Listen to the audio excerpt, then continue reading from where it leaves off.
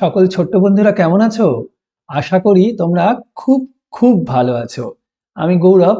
আজকে শুরু করছি পঞ্চম শ্রেণী অর্থাৎ ক্লাস 5 এর আমাদের পরিবেশ এর দ্বিতীয় অধ্যায়। দ্বিতীয় অধ্যায় কি আছে? মানবদেহের দ্বিতীয় অধ্যায় হচ্ছে ত্বক কোথায় পাতলা কোথায় পুরু। ঠিক আছে, চলো শুরু করছি পড়া। আচ্ছা, কি বলেছে? পরদিন দিদিমণি আসার আগেই ত্বক নিয়ে কথা শুরু হলো। আমিনা নিজের হাতটা দেখছিল। একসময় বলল, চামড়া যেখানে পাতলা সেখানেই শিরাগুলো দেখা যায়। চামড়াটা যেখানে পাতলা, ঠিক আছে, পাতলা লেয়ার গেছে, চামড়ার পাতলা স্তর গেছে, সেখানেই নিচের শিরাগুলো দেখা যায়। মোটা হলে কি শিরা অনেক নিচে চলে যাচ্ছে, সেখানে শিরা দেখা যায় না। আর যখন যেখানে পাতলা সেখানেই শিরাগুলো দেখা যায়। চামড়া যেখানে মোটা সেখানে দেখা যায় না। তাই তাই হাতের চেটোর দিকে শিরা দেখা যায় না। তাই হাতের চেটোর দিকে, হাতের চেটো এই যে হাতের পাতা অর্থাৎ পাম যেটাকে ইংরেজিতে বলে, হাতের পাতা বা চেটোর দিকে শিরা দেখা যায় না। এখানে কোনো শিরা দেখা যাচ্ছে কি? যায় না। সবাই নিজের নিজের হাতের দুপিঠ দেখে নিল। আমিনা ঠিকই বলেছে, কিন্তু চামড়া কোথাও পাতলা কোথাও পুরু কেন? আচ্ছা, তোমরাও নিজেদের হাতের কিন্তু দেখে নিও দুপিঠ, কোথাও দেখা যায় কি না শিরা। ঠিক আছে। সুজয় বলল, হাতের কোন দিকটায় বেশি ঘষাঘষি হয়? মিনা বলল, চেটোর দিকটায়। রফিক বলল, তাই কি হাতের চেটোর দিক ত্বক মোটা হয়ে গিয়েছে? মানে যে অংশটা বেশি আমাদের বাইরের সঙ্গে যোগাযোগ হয় বা ঘষাঘষি হয়, যে অংশটা দিয়ে আমরা বেশি কাজ করি, সেই অংশের চামড়া কি হয়? পুরু বা মোটা হয়ে যায়। যেমন হাতের চেটো। আবার পায়ের তলার দিকটা, পায়ের তলা কি হয়? আমরা হাঁটি সবসময়, হাঁটতে হাঁটতে কি হয়? পায়ের তলা দেখবে স্কিনটা বা চামড়াটা, ত্বকটা মোটা হয়ে যায়। বুঝতে পেরেছো? ও জিজ্ঞেস করছে রফিক এখানে, তাই কি হাতের চেটোর দিকটা ত্বক মোটা হয়ে যায়? ইতু বলল, পায়ের তলার চামড়া আরো পুরু, গোড়ালির কাছটা সবচেয়ে পুরু। দেখবে গোড়ালির কাছে ধরে স্কিনটা এরকম করে ত্বকটা ধরলে দেখবে যে এরকম করে যখন তুমি চিপবে না, দেখবে যে মোটা অনেকটা পুরু। গোড়ালিতে কি বেশি ঘষাঘষি হয়? মিনা বলল, হাঁটার কথা ভেবে দেখো। যখন তুমি হাঁটো তখন তুমি সেটি ভাবো যে চাপটা কোথায় বেশি পড়ে।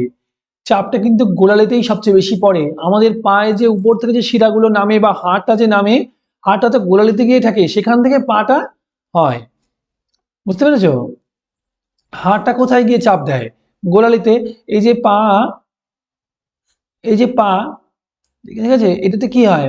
এই চাপটা এই এখানে এখানে হয়তো গোড়ালি আছে, এখানে গিয়েই চাপটা পড়ে। এখান থেকে তারপরে পাটা শুরু হয় আমাদের। চাপটা কোথায় পড়ে? গোড়ালিতেই পড়ে। সে কথাই বলেছে। গোড়ালির উপর শরীরের সব ভার পড়ে, সেখানে বর্মটা মোটা না হলে চলে। বর্ম মানে চামড়াটা, চামড়াটা চামড়া বা ত্বক, সেটা হচ্ছে মোটা না হলে চলে, তার মানে ভীষণ মোটা সেখানে। এদিকে সুজন রফিকের হাতের চামড়াটা দু আঙুল দিয়ে ধরলো।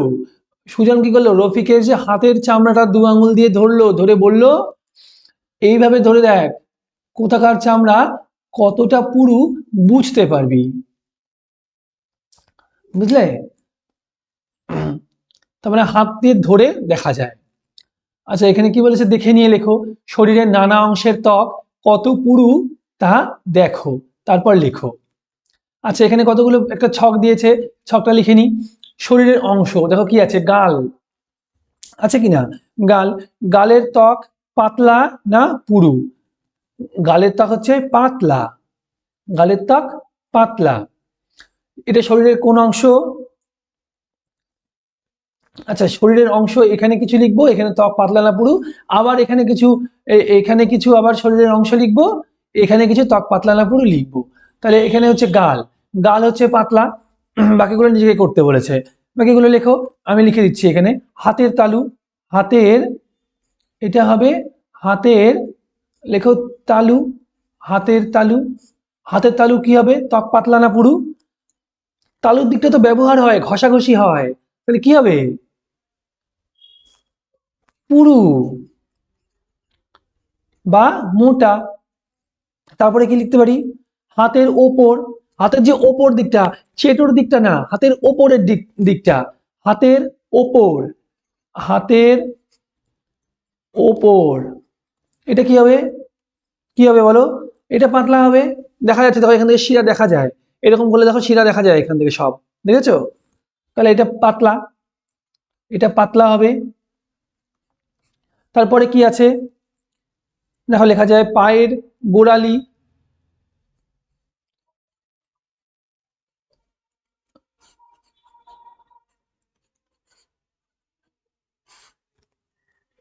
পায়ের গোড়ালি কি হবে, সবচেয়ে পুরু,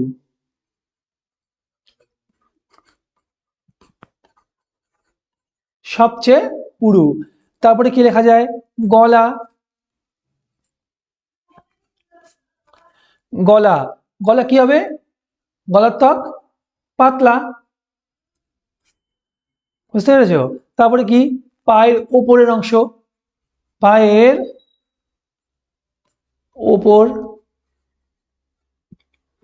পায়ের ওপর কি হবে,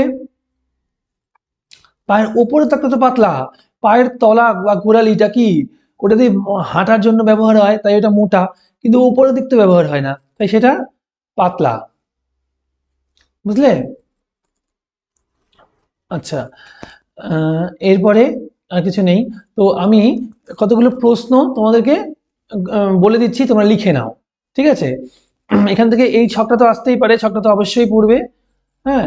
আর কিছু প্রশ্ন আমি বলে দিচ্ছি, সেটা তোমরা করবে। আর তোমরা না শরীরের আরো যে বিভিন্ন অংশ আছে, আমি তো কয়েকটা লিখে দিলাম, বাকি অঙ্গগুলো তোমরা লিখবে, লিখে নিয়ে নিজে না হাত দিয়ে এরকম করে টিপে টিপে দেখবে যে ত্বকটা পাতলা ধরা যাচ্ছে কিনা, হাতে দুই আঙুলে যদি ধরা যায় তাহলে পাতলা, আর যদি ধরা না যায় একটু মোটা বেশ তাহলে পুরু, এইভাবে লিখবে নিজে নিজেই, ঠিক আছে? আচ্ছা, আমি কিছু এক্সট্রা প্রশ্ন লিখে দিচ্ছি, তোমরা টুকে নাও, ঠিক আছে? 1 নম্বর প্রশ্ন লেখো, 1 নম্বর দাও খাতায়, 1 নম্বর লেখো, আমাদের শরীরের সব জায়গার ত্বক কি একই রকম পুরু? প্রশ্নবোধক চিহ্ন।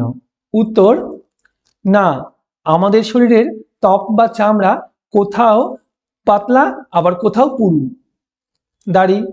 2 নম্বর প্রশ্ন, শরীরের সব জায়গায় শিরা দেখা যায় না কেন? শরীরের সব জায়গায় শিরা দেখা যায় না কেন? প্রশ্ন, প্রশ্নবোধক চিহ্ন। উত্তর, উত্তর কি হবে, লেখো, শরীরের যেখানে ত্বক পাতলা সেখানে শিরা দেখা যায়, আর যেখানে ত্বক মোটা সেখানে দেখা যায় না। শরীরের যেখানে ত্বক পাতলা সেখানে শিরা দেখা যায়, শরীরের যেখানে ত্বক মোটা সেখানে দেখা যায় না। দাড়ি, ঠিক আছে? পরের প্রশ্ন, 3 নম্বর প্রশ্ন, আমাদের শরীরে ত্বক কোনো কোনো জায়গায় বেশি মোটা হয় কেন? উত্তর লেখো, আমাদের শরীরে যেখানে সবচেয়ে বেশি ঘষাঘষি হয় ও চাপ পড়ে সেখানে ত্বক মোটা হয়। দাড়ি। 4 নম্বর প্রশ্ন লেখো, হাতের চেটোর দিকে শিরা দেখা যায় কি? উত্তর, না, হাতের চেটোর দিকে শিরা দেখা যায় না, কারণ এই চামড়া বেশি পুরু ও মোটা, কারণ হাতের চেটো দিকটা খুব ঘষাঘষি বা কোনো কাজে ব্যবহৃত হয়, তাই এই চামড়া বেশ পুরু বা মোটা, ঠিক আছে? দাঁড়িয়ে দাও। 5 নম্বর, হাতের কোন দিকটায় বেশি ঘষাঘষি হয়? উত্তর কি লিখবে, হাতের চেটোর দিকটায় বেশি ঘষাঘষি হয়। 6 নম্বর, পায়ের তলার চামড়া কেমন? উত্তর লেখো, পায়ের তলার চামড়া অনেক পুরু, গোড়ালির কাছটা গোড়ালির কাছের চামড়াটা সবচেয়ে পুরু, ঠিক আছে? এগুলো পজ করে নিয়ে লিখবে, কিন্তু পজ করে নিয়ে আবার প্লে করে নিয়ে লিখবে, ঠিক আছে? 7 নম্বর, গোড়ালির চামড়া পুরু কেন? উত্তর, গোড়ালির ওপর শরীরের সব ভার পড়ে, গোড়ালিতে বেশি ঘষাঘষি হয়, তাই গোড়ালির চামড়া পুরু, ঠিক আছে। 8 নম্বর প্রশ্ন লেখো, চামড়া কতটা পুরু তা মাপবে কিভাবে? উত্তর লেখো, হাতের চামড়াটা 2 আঙ্গুল দিয়ে ধরে তারপর ছোট স্কেল দিয়ে মাপতে হবে। হাতের চামড়াটা যদি তুমি একদম মাপতে চাও, মাপার একক হচ্ছে এখানে মিলিমিটার, মিলিমিটারে মাপা যাবে। 1 মিলিমিটার না 2 মিলিমিটার এইভাবে মাপতে হয়, না 3 মিলিমিটার এইভাবে মাপতে হয়। তোমরা তো এখনো মিলিমিটার ব্যাপারটা বোঝোনি হয়তো অনেকে, এই এককগুলো এখনো ব্যবহৃত হয়নি তোমাদের ক্লাসে অঙ্কে। তো আস্তে আস্তে সবই শুরু হয়ে যাবে, তোমরা বুঝতেই পারবে এবার। যাই হোক, উত্তরটা মিলিয়ে নাও আরেকবার। হাতের চামড়াটা 2 আঙুল দিয়ে ধরে তারপর ছোট স্কেল দিয়ে মাপতে হবে। ঠিক আছে, এই চ্যাপ্টারটা এখানেই শেষ হলো। এরপরে আমি চলে যাব ত্বকের উপর নিচ। ঠিক আছে, নেক্সট ভিডিওতে নিয়ে আসছি ত্বকের উপর নিচ সম্বন্ধে বলবো। আর এই ভিডিওটা এই পর্যন্তই। ঠিক আছে, ভালো করে পড়ে প্রশ্নগুলো লিখে নাও, ভালো করে লিখে নাও, লিখে নিয়ে না দেখে লিখবে, কিন্তু পড়ে পড়ে না দেখে লিখবে। ঠিক আছে, দিয়ে মুখস্থ করবে, পরীক্ষায় খুব উপকার হবে। আর দেখো, খুব জানার জিনিসও এখানে আছে। ঠিক আছে, আর আগের ভিডিওগুলোতে আমি আগের চ্যাপ্টার যেটা শরীরের বর্ম সেটাও পড়িয়ে দিয়েছি, পরিবেশের, এবং তার পাশাপাশি আমি বাংলা ভাষা পাঠ, ঠিক আছে, ইংরাজি সব করিয়ে দিয়েছি। তুমি আমার প্লে লিস্টে পেয়ে যাবে। ঠিক আছে, তুমি লিখবে গৌরব কর্মকার পাতাবাহার, ওখানে পাতাবাহারের প্লে লিস্ট পেয়ে যাবে। গৌরব কর্মকার ভাষা পাঠ, ওখানে ভাষা পাঠের প্লে লিস্টটা পুরো পেয়ে যাবে। ঠিক আছে, আর পরিবেশ তো তুমি করিয়েই দিচ্ছি, পরিবেশের প্লে লিস্টে তুমি পরিবেশটা পেয়ে যাবে। ঠিক আছে, তো আজকে ভিডিওটা এই পর্যন্তই। সকলে খুব খুব ভালো থেকো। আর ভিডিওটা ভালো লাগলে লাইক কমেন্ট শেয়ার করে দিও, সাবস্ক্রাইব আর করে আই বাটনে ক্লিক করতে ভুলো না। ঠিক আছে,